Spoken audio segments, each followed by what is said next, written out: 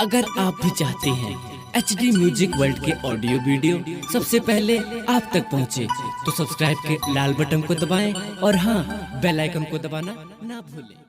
Presented by HD Music. दिलवा तोड़ के मुआ मोर के।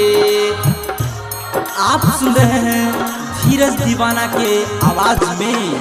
अखिया लड़ैले बतिया बनैले करके सिखैले प्यार। अखिया लड़ैले बतिया बनैले करके सिखैले प्यार। पीछे रैया छोड़ के तू गैले हमारा जान के दिलवा तोड़ के मुआ मोर के। कि दिलवा तोड़ के मुआ मोर के। अखिया लड़ैले बतिया बनैले करके सिखैले प्यार। अखिया लड़ैले बतिया बनैले करके सिखैले प्यार। बीचे रैया छोड़ के तू गैले हमारा जान के दिलवा तोड़ के मुआ मोर के।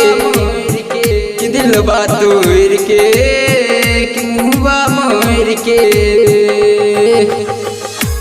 कि दिलवा तोड़ के मुआ मोर के। कि दिलवा तोड़ के मुआ मोर के। डीजे मनीष रक्सौल। आप सुन रहे हैं धीरज दीवाना के आवाज में। एक जिए छलियो छौरी एक तोरे हम नाम पे। एक जिए छलियो छौरी हम तोरे के नाम पे। चल जबे तू ससुरा मर जबो तोरे गाँव पे। चल जबे तू ससुरा मर जबो तोरे गाँव पे। अखिया लड़ैले बतिया बनैले करके सिखैले प्यार। बीच रैया छोड़ के तू गैले हमारा जान के दिलवा तोड़ के मुआ मोर के। कि दिलवा तोड़ के मुआ मोर के। कि दिलवा तोड़ के मुआ मोर के। डीजे मनीष रक्सौल। आप सुन रहे हैं धीरज दीवाना के आवाज में।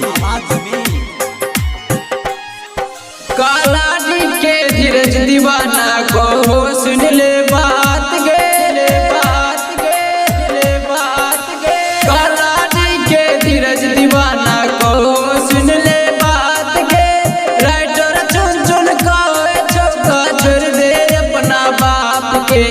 राइटर चुन चुन कहे चौका छोड़ दे अपना बाप के।